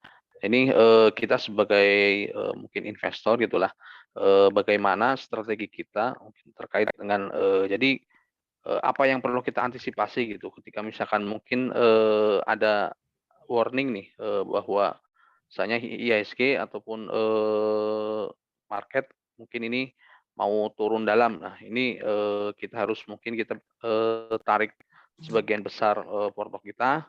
Kemudian nanti pada saat ada opportunity yang lebih bagus lagi, ketika mau rebound, kita masuk lagi. Jadi itu bagaimana strateginya? Atau mungkin kita biar kita di porto juga aman gitu ya, di saham aman, return kita juga mungkin bisa bigger. Jadi mungkin kita sinyal apa yang bisa kita tangkap gitu Pak terhadap indikator pasar ataupun IHSG itu ingin turun ataupun naik nanti seperti itu Pak. Terima kasih sebelumnya Pak Andre. Oke, baik Pak Dedi, thank you Pak atas pertanyaannya ya. Kalau ada sih saya juga pengen tahu Pak gimana nih supaya bisa Pak. Jadi bukan ahli makroekonomi ya Pak. Saya pendekatan bisa bermacam ya. Ada orang saya pakai nama top down atau enggak bottom up analisis itu silakan monggo ya. Tapi bagi saya itu saya fokusnya ke emitennya lah gitu ya. Jadi daripada saya sibuk mikirin makro ya saya lebih baik pikirin emitennya gitu kan. Kalau saya sendiri pribadi gitu ya. Perusahaannya saya pahami dan saya punya conviction gitu. Nah, kalau kita ngomongin sibuk untuk mencari next correction, menurut saya sih apa ya? Kita jangan fokus ke sananya gitu. Bahkan seorang makroekonomi ekonomi yang handal juga itu bisa meleset gitu kan. Ya ekonomi aja kan ngomongin ini growing bakal sekian atau nggak bakal resesi bakal apa ya ada juga yang salah Pak. Kita ngomongin bahkan kita ngomongin sekelasnya Ibu Sri Mulyani pun juga di Indonesia kan paling pakar kita ngomongin bisa jadi salah dan pernah meleset juga kan ibaratnya pertumbuhan PDB-nya pun juga nggak sesuai dengan perkiraan gitu. Jadi balik lagi melihat kondisi makro itu sangat sulit Pak. Memang kita harus mengetahui setidaknya gitu kan garis besarnya ya, tapi bagi saya itu saya lebih fokus ke emitennya. Selama emiten ini masuk dalam radar saya, hitungan saya bahwa ini adalah murah, saya kan buy Pak, nggak mikir-mikir gitu. Nah, tapi balik lagi, berkat karena ketidaktahuan saya soal pasar akan lebih turun lagi harganya atau gimana, saya menerapkan money management Pak. Artinya tuh alokasi aset saya tuh untuk misalkan ya, saham nih, saat ini saya punya saham sekian gitu kan, dan alokasi saham ini tuh saya berapa persen nih untuk saham. Lalu di luar ada nggak saya punya cash flow lagi untuk menambah amunisi di saat kita ngomongin apa namanya tuh nanti market crash. Nah itu ya itu adalah money managementnya gitu Pak. Jadi jangan sampai kalau kita bicara tuh itunya yang kita nggak ada sehingga kita di saat market crash atau nggak dapat kesempatan kita nggak punya power ya, nggak punya dry powder lah, kurang lebih seperti itu. Jadi pikir saya sih nggak usah terlalu memperkirakan atau memusingkan makro ya Pak ya. Jadi kalau kita memang ingin investasi untuk jangka panjang gitu kan, apalagi kalau 50-100 bagger ya kita memang fokus pada emitennya yang kita punya conviction yang tinggi gitu. Tapi kadang-kadang saya juga bisa salah gitu kan. Saya juga sering salah gitu kan. Jadi jangan sampai kita ngomongin bahwa apa yang saya ucapkan juga tuh dalam emiten tertentu bisa jadi saya salah gitu. Makanya perlu dikritisi lagi gitu. Jangan sampai ngomong CSAP, ngomong Hero, wah Pak Andre pegang nih, punya gua pegang deh. Jangan sampai kayak gitu juga gitu kan. Nah, jadi hendaknya Bapak Ibu sekalian juga mengkritisi apa yang saya ucapkan. Jangan sampai telan bulat-bulat. Hati-hati udah naik sampai apakah harga sekarang murah atau tidak, nah itu Bapak Ibu sekalian yang mencari gitu kan. Nah jadi jangan sampai kita ngomongin di saat jadi galau gitu. Nah justru market turun itu jadi kesempatan gitu. Kalau saat ini misalkan CSAP beranggapan masih murah ya saya akan masuk. Lalu kita ngomongin nanti saat market turun ya saya akan tambah lagi gitu kalau conviction saya tetap baik gitu kan. Tapi dalam perjalanannya ternyata CSAP ini tidak sesuai misalkan. Oh ternyata apa yang saya perkirakan langkahnya kayak gini itu ternyata berbeda gitu. Saya nggak segan-segan untuk cut loss kalau memangnya rugi. Tapi kalau lagi untung ya saya take profit, no problem. Biarpun kita ngomongin kan hilang loss untuk 50-100 bagger. Karena saya conviction saya itu sudah berbeda. Nah ini tuh kan jadi permainannya tuh permainan long term yang kita harus tetap jangan sampai kita tuh begitu beli itu dilupakan. Kita harus mengkawal nih manajemennya kayak gimana. Bener nggak sesuai langkahnya? Apa yang diambilnya tuh strateginya tuh sesuai atau tidak? Nah itulah yang mungkin apa ya yang membuat conviction saya tuh semakin tinggi akhirnya gitu terhadap beberapa emiten ini gitu. Ya mudah-mudahan bisa menjawab ya Pak Dedi ya. Terima kasih Pak. Oke luar biasa ya. Wah ini pertanyaannya banyak nih Pak Andre nih banyak fansnya nih Pak Andre nih. Bukan banyak fans Pak, banyak yang mengkritisi Pak. Juga banyak fansnya nih ya. Next ya, teman-teman yang di kolom chat silakan ya langsung on cam aja ya bertanya ya. Next saya dengan Pak Imam ya. Silakan Pak Imam Edi Susanto nyalakan kameranya. Baik Pak, terima kasih banyak. Saya Imam Edi Susanto Pak dari Jakarta ya. Mungkin izin bertanya Pak. Tadi kan disebutkan ada kepemilikan dari perusahaan. Nah itu berapa sampai berapa ya? Maksudnya berapa persen yang kira-kira itu bagus gitu Pak, yang bisa kita lihat sebagai acuan dari perusahaan tersebut kalau memang itu perusahaan yang bagus, Pak. Mungkin seperti itu pertanyaan dari saya, Pak. Terima kasih, Pak. Oke, jadi pertanyaannya itu adalah berapa banyak porsi kepemilikan perusahaan, Pak, di dalam suatu emiten gitu yang semakin, ya artinya semakin banyak semakin baik, Pak. Semakin banyak semakin baik, artinya semakin banyak itu semakin pede kan manajemennya terhadap perusahaan, Pak. Gitu. Kurang lebih sih gitu simpelnya ya, Pak Imam menjawabnya, Pak. Berarti kalau semakin banyak semakin kita semakin bisa yakin gitu, Pak ya. Betul, sama seperti saham lah, Bapak beli saham kalau makin banyak kan, makin banyak lebih-lebih daripada portfolio Bapak kan, berarti kan Bapak semakin pede. Nah, kalau manajemennya greedy, beli terus udah gitu dia nambah terus udah gitu semakin pede kan, berarti indikator ya, Pak ya, indikator bahwa ini perusahaan ini tuh pede ya, kurang lebih seperti itu.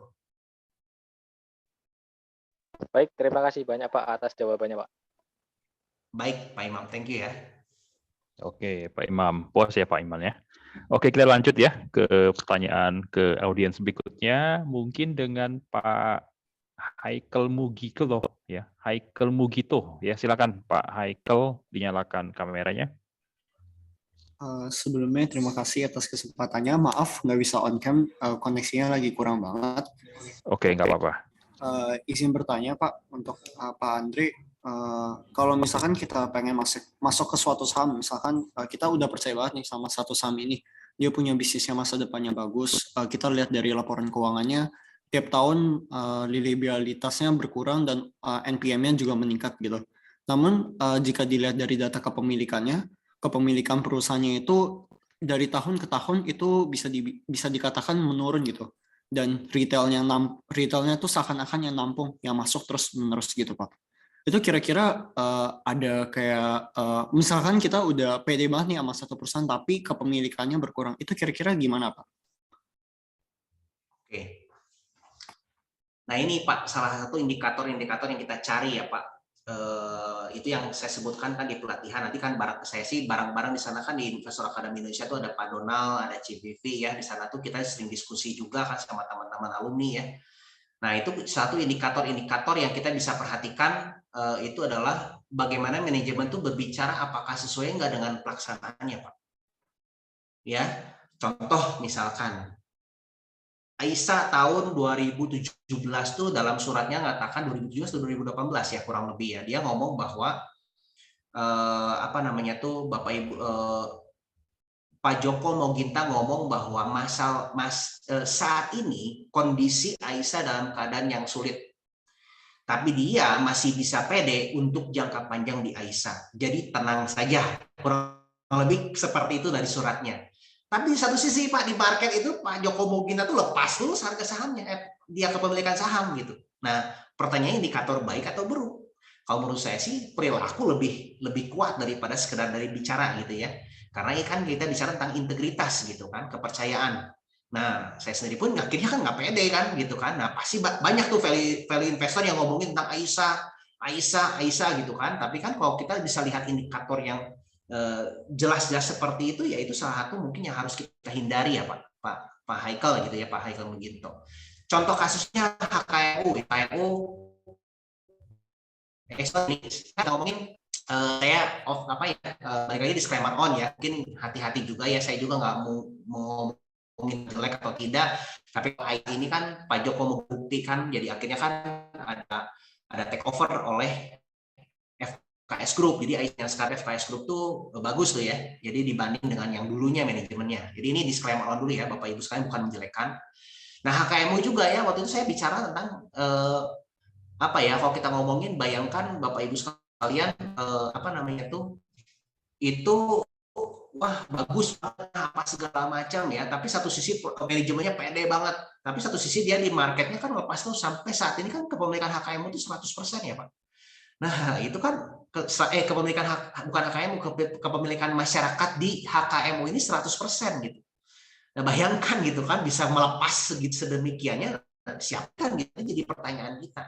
Ya kita harus hati-hati juga ya terhadap mungkin apa yang dibicarakan dengan apa yang dilakukan itu berbeda.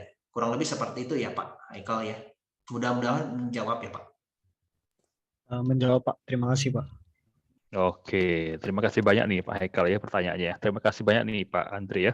Oke, mungkin ada announcement ya dari Pak Kevin Hendranata ya dari Cuan ya. Silakan Pak Kevin. Ya, thank you Pak Sukinto, Pak Roy, Pak Andre. Ini ada surprise gift nih buat teman-teman nih yang ikut acara ini. Jadi caranya gampang. Tadi saya udah taruh di chat. Caranya gampang, cukup screenshot acara ini, tag ya, follow sama tag Join Cuans, Investor Academy IDN, sama Pak Roy Ken 13 ya. Nanti kita akan pilih 3 orang untuk dapetin GoPay sebesar 100.000. Hanya yang screenshot acara ini ya. Nah, jangan lupa juga nih tanggal 14 Cuans juga ngadain acara IG Live sama Pak Roy Ken. Kita bakal ngomongin tentang manajemen keuangan untuk millennials. Gitu aja sih teman-teman. Thank you. Oke, mantap ya. Dapat gift nih ya, teman-teman ya. Silakan. Oke, next Pak Kevin. Mungkin saya lanjutkan ke audiens ya. Siapa? Oke, terima kasih banyak. Berikutnya adalah mungkin Pak Ivan ya. Pak Ivan ya. Silakan Pak Ivan on cam. Silakan bertanya ke Pak Andre mungkin ya. Langsung. Oke, baik, terima kasih. Mohon maaf saya nggak bisa nyalain kamera nih, karena ada masalah sama kamera saya sebelumnya. Oke, nggak apa-apa. Silakan. Sebenarnya saya alumni IAI ya, jadi udah belajar cukup banyak sama Pak Andre. Mungkin saya bukan murid yang baik, jadi ada yang perlu saya tanyain dan nitip di event ini gitu ya. Tapi sebelumnya makasih karena setelah ikut IAI saya ngerasain beggar Pak, SMPR ya Pak ya. Nah, Pak Andre, cuan-cuan lipat-lipat ya Pak ya. Nah, saya tuh pengen bisa mulai independen ya Pak ya. Jadi saya nggak mau lagi bergantung sama siapapun, termasuk nanti juga nggak mau lagi bergantung sama Pak Andre gitu ya. Jadi mulai mempelajari lagi, mulai ada waktu buat belajar lagi. Nah, mulai saya ngitung-ngitung, mulai mencari saham-saham emiten-emiten lain.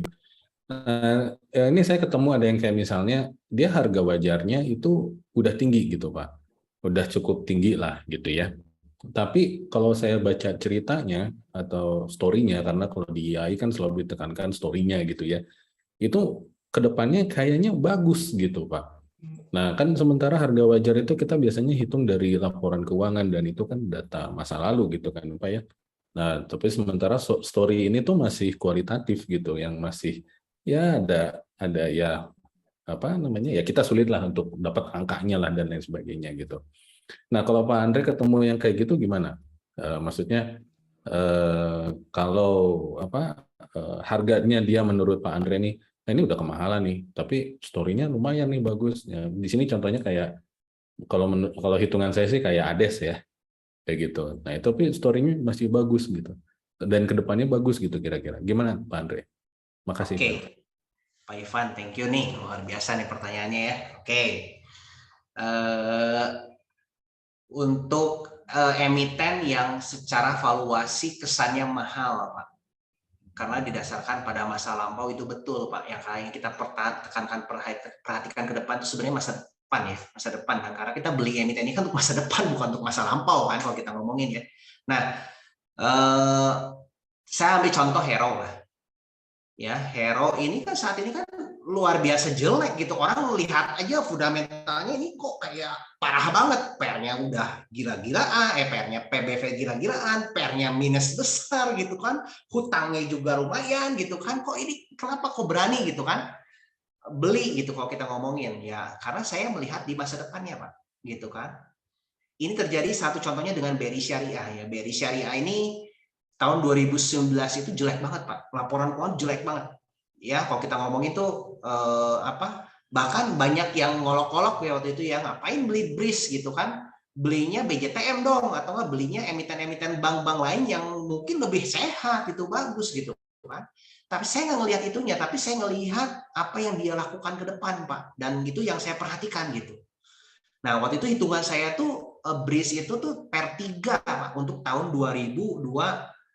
Waktu itu saya beli 2019, 2020 tuh per 3. Itu yang membuat saya makin pede. Turun ke 150, berarti per 1,5 gitu kan. Wah, makin gila lagi saya beli gitu kan. Nah, itu yang saya perhatikan gitu. Jadi balik lagi tuh apakah ada conviction atau tidaknya tergantung story-nya, Pak. Story ini mengarah kemana gitu. Nah, balik lagi, strateginya berbeda-beda. Ada yang strategi cyclical, ada yang strategi long term, dan lain-lain itu tergantung dari punya inilah. Saya belajar banyak dari Pak Donald ya. Satu contohnya itu di mindset ya. Mindset ini kita ngomongin tentang ada juragan tanah, ada franchise, dan ada ATM. Nah, setiap saham ini tuh bisa berbeda-beda perlakuannya. Jangan sampai kita ngomongin tuh saham ini satu semua hold forever, celaka gitu kan. Saya sih lebih memilih kita harus memahami dulu emitennya dan kita mau perlakuan seperti apa. Ada emitennya kita harus jual, ada emitennya kita jangan jual, ada emitennya kita perlakuan sebagai ATM, Pak. Nah, jadi balik lagi ini ke mindset yang harus benar dulu, Pak. Jadi story yang tadi itu tuh bisa nggak masuk ke mindset tadi, dan story ke depan itu bisa membuat harga sekarang tuh menarik atau enggak gitu, Pak. Itu yang kita perhatikan, Pak, sebenarnya. Mudah-mudahan jawab ya, Pak Ivan ya.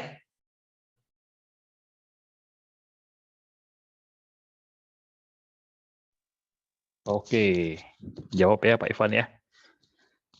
Pak Andre kecapean nggak nih Pak? Nggak apa-apa, ayo. Ini kita rencana perpanjang sampai jam 10 malam gimana? Wah, luar Pak biasa. Andre Ayo. masih. Teman-teman yang lain gimana? Sampai jam 12, ayo. Setuju nggak? Aduh, oke. Teman-teman yang lain gimana? Saya ingin tanya, teman-teman yang lain, audiens, kita sampai jam 10 atau jam 21.30? Hayo aja. Wah, ayo aja ya. Jam 10 nggak apa-apa, Pak. Oke, kita lanjut ya, coba ya. Ini masih banyak pertanyaan nih dari teman-teman ya, antusias sekali ya. Jam segini pun audiensnya saya lihat masih 200, di atas 250 ya nih. 280, 290 ya pesertanya ya. Baik, mungkin next ya. Pak siapa nih? Pak Rezul Mangasa Siagian. Silakan Pak Rezul on cam kalau bisa. Ya baik, terima kasih Pak Sukinto dan juga Pak Andre atas pemaparan dan kesempatannya. Tadi waktu diskusi sering disebut kalau misalnya bisa switching portofolio ya Pak. Artinya kan ada usaha untuk menghadapi opportunity cost, dalam artian kita meminimalisir opportunity cost dengan switching. Nah, mungkin pertanyaan saya itu terkait yang opportunity cost ini, pertama, bagaimana cara kita mungkin mindsetnya untuk menghadapi opportunity cost ini. Sebenarnya kan opportunity cost itu nggak ada, tapi lebih ke greedy kita yang pengen lebih. Nah. Dan kedua, ya bagaimana cara menanggapi opportunity cost ini. Kedua, bagaimana cara Pak Andre sendiri untuk meminimalisir opportunity cost? Mungkin dari yang saya tadi coba tangkap, mungkin Pak Andre ada melakukan screening ya, kalau nggak salah. Dan kalau boleh tahu Pak, kalau dari tadi saya dapat dari presentasinya, mungkin screenernya itu dari market cap dan juga ROE yang tinggi. Dan tadi memang belum ada dikatakan ROE tinggi ini indikatornya itu berapa gitu. Ataukah ada indikator yang lain untuk screeningnya, atau dalam menangkap opportunity cost ini atau meminimalisir opportunity cost ini, Pak Andre malah lihat dari berita kah atau dari isu-isu yang ada? Nah, atau ya bagaimana usaha Pak Andre untuk melakukan minimalisir opportunity cost? Dan kalau misalnya itu screening, cara screening itu indikatornya apa saja gitu, selain tadi yang market cap dan juga high ROE. Ya Pak, itu mungkin pertanyaan tentang yang opportunity cost, dan saya masih ada satu pertanyaan lagi, mungkin itu dulu yang untuk dijawab, Pak. Baik, oke. Ya, soal opportunity cost menjadi greedy ya, Pak. Saya setuju ya. Satu sisi kadang-kadang kitanya takut ketinggalan, Pak. Itu kan satu ya, Pak. Takut ketinggalan ya. Tapi bagi saya dulu pertama kali juga sama ya, Pak. Takut ketinggalan, ada isu apa, aduh cepet-cepet gitu kan, masuk gitu kan. Saya menjadi makin kesini tuh makin terbiasa, saya pengennya tuh jangan sampai kasarnya tuh ikutan FOMO ya Pak. Kalau kita ngomongin, saya justru pengennya mencari emiten-emiten yang belum rame gitu Pak di market gitu. Saya sendiri pribadi gitu. Jadi saya mengakumulasi dengan tenang. Itu satu ya Pak. Jadi menghindari gimana namanya tuh FOMO ya Pak. Tapi itu saya ya. Tapi balik lagi kalau teman-teman ada cara yang kedua yang mungkin bisa dipahami bahwa kadang-kadang lingkaran kompetensi kita tuh berbeda-beda, Pak. Misalkan saya tuh punya kemampuan di awalnya tuh karena saya bisnisnya ada bisnis retail, dan di transportasi gitu kan. Jadi saya memahami logistik untuk ini ya Pak, barang yang kayak kurir gitu tuh, kayak modal gitu kan saya punya juga ya Pak. Itu jadi saya memahami gitu kan, memahami peta persaingannya, memahami competitive advantage dan lain-lainnya gitu kan, memahami tentang bisnisnya gitu kan. Jadi lingkaran kompetensi saya di sana Pak. Nah, jadi balik lagi kalau saya sarankan sih, semakin besar lingkaran kompetensi Bapak, semakin Bapak bisa melihat ada opportunity, Pak. Itu yang Pak Donald lakukan ya, dan saya lakukan di tahun 2020 itu switchingnya tuh beli cyclical bagger switching lagi, apakah itu boleh ya Pak? Sah-sah saja, selama kita emiten tersebut tuh dalam lingkaran kompetensi saya, Pak. Tapi kalau Bapak itu bukan berada di lingkaran kompetensi, lebih baik dihindari, Pak. Biarpun opportunity-nya kesannya besar gitu, Pak. Kita harus memahami dulu industrinya, kita harus memahami dulu gitu, Pak. Nah, yang sulitnya contohnya emiten cyclical kan, itu sangat tergantung dengan kondisi makro ya, Pak. Itu sangat sulit sekali untuk kita bicarakan. Ada pro kontra lah kalau kita ngomongin. Nah, tinggal kita melihatnya dari sisi apa nih gitu kan. Apakah mungkin kita masih menyetujui bahwa kondisi harga komoditas ini masih akan tinggi, atau jangan-jangan nanti akan turun. Nah, itu tinggal kita memilah gitu kan, mana yang paling cocok untuk kita gitu Pak. Nah, itu disesuaikan Pak. Jangan sampai kita jadi ibaratnya itu kita terburu. Nggak usah terburu-buru di market Pak. Tidak usah terburu-buru bahwa kita bakal kehilangan waktu. Nanti akan muncul Pak waktunya Pak. Contoh ASA. ASA tuh saya beli tahun 2020 akhir 2021 ya, saya agak lupa lagi. Itu saya average saya tuh di 500 Pak. Itu sempat dipoyokin tuh sampai tahun 2020 tuh. 2020 akhir saya beli itu sampai tahun 2020 akhir tahun tuh nggak naik-naik Pak. Kalau nggak salah saya lupa lagi. Sempat di sana terus Pak. Turun naik, bahkan turun lagi gitu naik Pak. Jadi kan bagi banyak orang yang mungkin udah switching gitu kan, wah kemana gitu kan. Nah, selama kita pede sih ya, kalau misalkan ini yakin prospeknya bakal bagus dan kita melihatnya ini luar biasa, ya saya sih hold Pak gitu. Biarpun yang lain pada bertebangan tuh, waktu itu kan juga dipoyokin terus. Yang lain udah pada naik, asal nggak naik. Tapi akhirnya kan tahun 2021 tuh wah luar biasa tuh Pak. Menjadi salah satu yang fenomenal. SMDR pun sama gitu kan. Jadi balik lagi kan tinggal kita bicara tuh conviction kita ke masa depannya Pak. Jangan khawatir kalau kita ngomongin tentang kita harus switching biar cepat ke sini, balik lagi ke sini. Nah, tinggal Bapak yang menghitung. Kalau saya sih simpelnya gini Pak, kalau di cyclical selama udah nggak under value ya saya lepas Pak. Tapi kalau misalkan saya under value saya beli gitu kan. Itu bisa saya pegang dalam waktu singkat Pak gitu kan. Nah, tapi kalau untuk fast grower ya saya pengen expect untuk 150-100 bagger, tapi kalau conviction saya hilang ya saya bisa pindah gitu Pak. Nah, balik lagi tuh tinggal di gimana Bapak melakukan strategi tadi gitu. Nah, hari ini kan kita ngomongin tentang 50-100 bagger nih. Saya nggak mau teman-teman salah paham bahwa semua saham tuh bisa diperlakukan sama Pak. Itu hati-hati. Ini kan adalah salah satu cara yang saya sebutkan. Tapi banyak cara Pak di market Pak. Itu memang di step 2 tuh saya jelaskan tuh. Jadi detail banget ya, misalkan cyclical, tadi masuk ke screening nih. Jadi kalau kita ngomongin tentang screening, itu nggak bisa semua disamaratakan, Pak. Ya, kita juga harus memahami dulu nih emitennya kita mau cari itu di mana gitu kan. Screeningnya gimana? Itu juga berbeda, Pak. Setiap ininya, Pak. Dan itu cukup banyak ya saya menjelaskan agar kita bisa memahami dulu secara komprehensif, Pak. Kurang lebih seperti itu, Pak. Mudah-mudahan menjawab ya, Pak. Baik, Pak.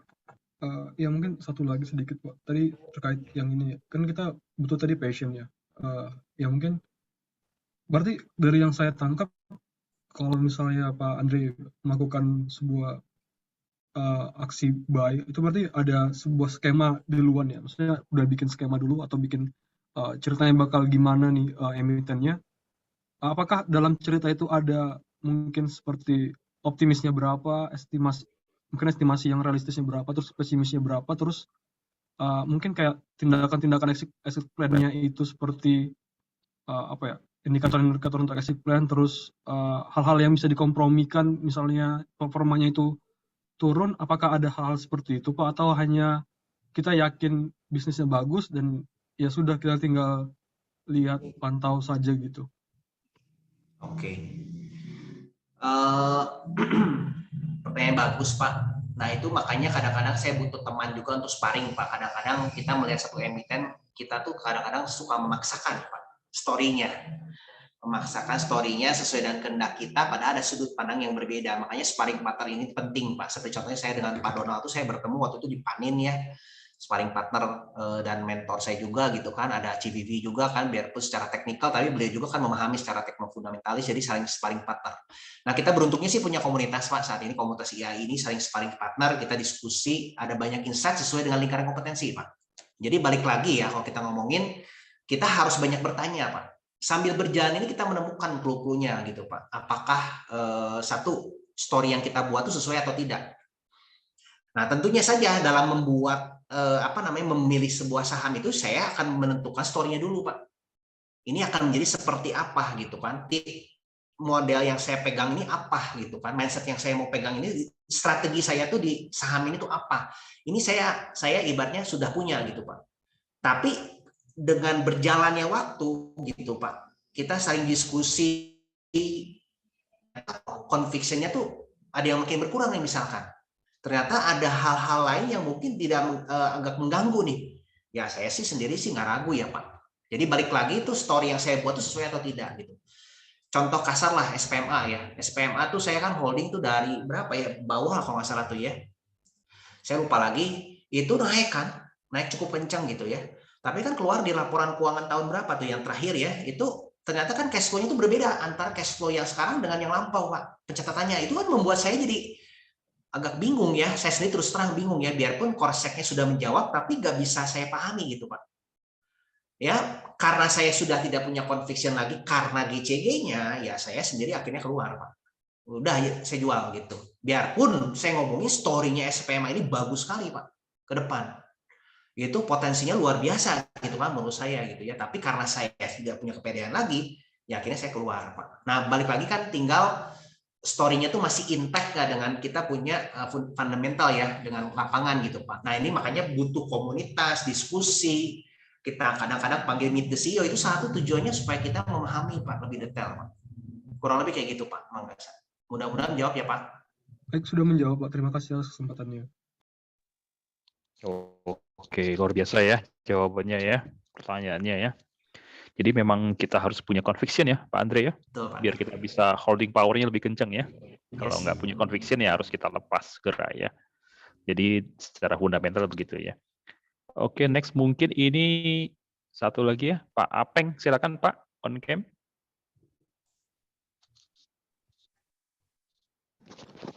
Terima kasih Pak Sugimto. Ya, sama-sama Pak Apeng, silakan. Ya. Malam Pak Andre, saya mau nanya itu saham TBLA ya. Saya lihat dari YouTube-nya IAI itu ada 2 bagian katanya bagus sahamnya tuh.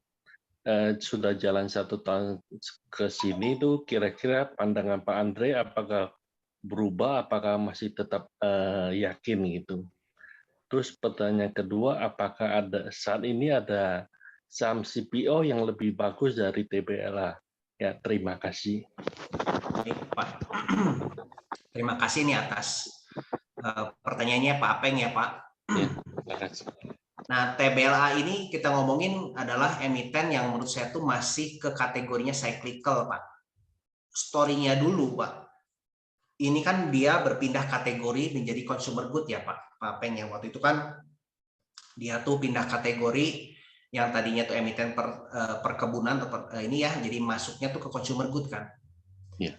Tapi ternyata dalam perjalanannya tuh saya masih menganggap ini tuh emiten cyclical, Pak. Jadi saya masih belum bisa melihat dia tuh akan menjadi consumer good yang akan kedepannya seperti apa gitu ya.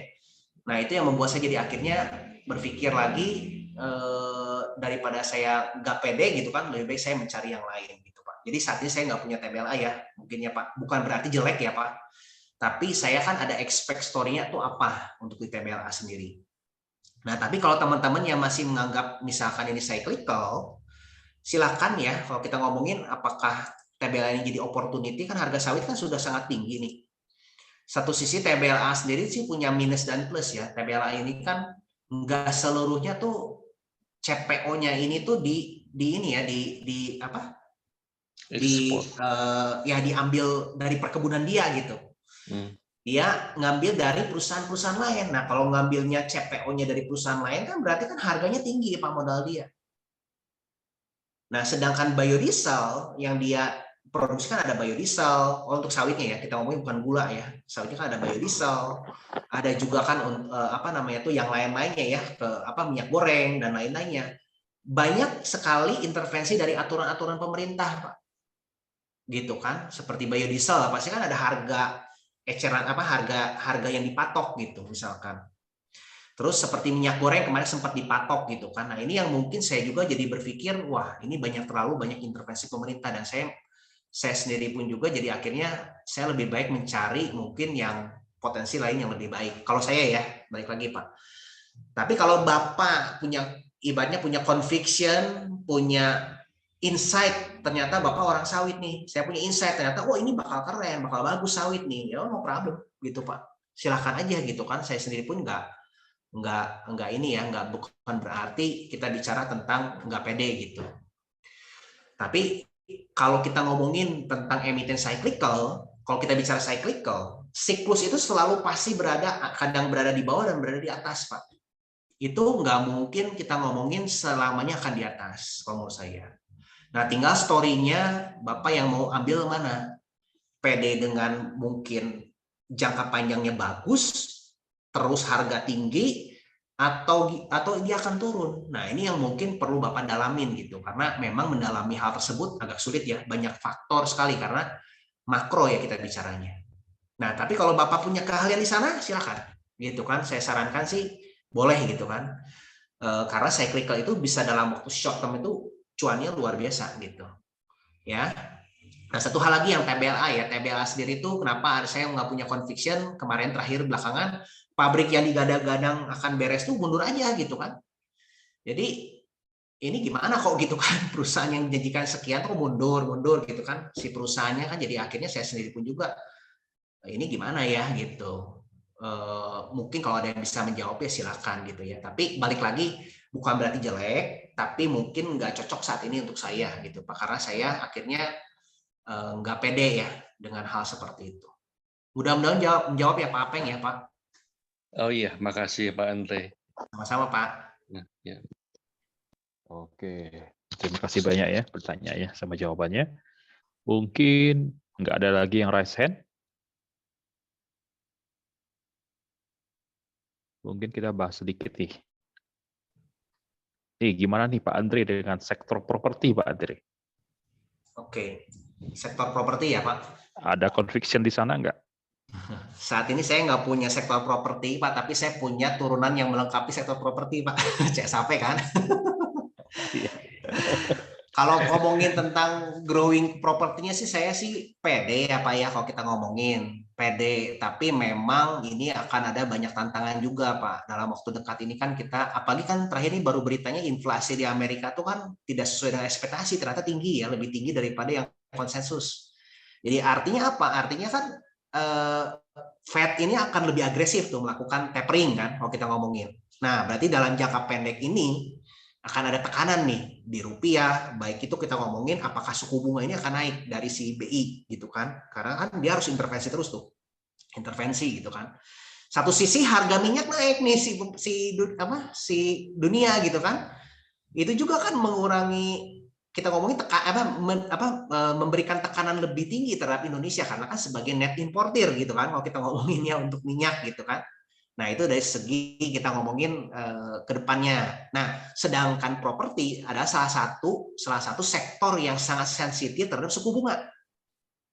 Bukan kita ngomongin tentang emitennya bunga punya hutang ya, tapi untuk mendapat orang membeli properti itu kan dari suku bunga. Kalau suku bunganya semakin naik kan dia makin berat gitu kan kalau kita ngomongin. Nah, apakah pertanyaannya itu akan menggerus ya? Saya sih masih melihat dengan hadirnya komoditas booming ini tuh membuat sektor properti ini tuh masih bisa bertahan sih. memang tidak bakal saat ini mungkin belum se-booming yang dulu gitu kan, tapi nanti kedepannya akan booming.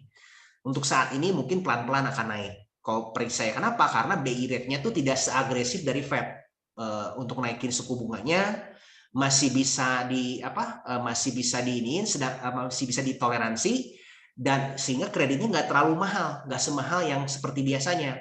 Sedangkan dana-dana di bank ini kan lagi besar tuh, dia punya dana bank besar, mereka sangat agresif tuh memberikan pinjaman, gitu kan. Nah ini jadi salah satu mungkin kunci untuk pemulihan ekonomi dan properti ke depannya. Belum dengan boomingnya komoditas kan membantu juga kenaikan daya beli ya, seperti contohnya CPO ya, yang dimakmurkan gitu kan. Belum lagi dari batu bara gitu kan, yang sekeliling itu semua kan menjadi efek multiplier. Dan satu sisi lagi, dengan meredanya COVID, budget pemerintah ini kan mulai dianggarkan lagi ke infrastruktur nih. Dengan masuk ke infrastruktur ini kan mulai geliat lagi tuh pasti itu di lapangan, karena salah satu yang bisa memberikan efek multiplier di ekonomi itu adalah di sektor konstruksi. Dia akan merambat kan, karena kan efeknya itu banyak banget konstruksi itu kan, dari mulai pekerjanya, dari mulai distributornya juga banyak gitu kan kalau kita ngomongin. Nah itu kan memberikan efek multiplier itu makin tambah melebar tuh. Ya saya sih sejauh ini sih masih pede, memang pemulihannya tuh belum bisa expect cepat ya, tapi kenaikannya mulai oke gitu kan, tapi mungkin nggak sekarang ya untuk boomingnya sampai benar-benar bagus gitu kalau saya lihat. Ya itu sih mungkin pandangan saya, tapi bisa jadi saya salah ya, jadi jangan sampai mungkin tiru bulat-bulat ya omongannya ya gitu. Oke ya, gitu ya, mantap ya jawabannya. Oke,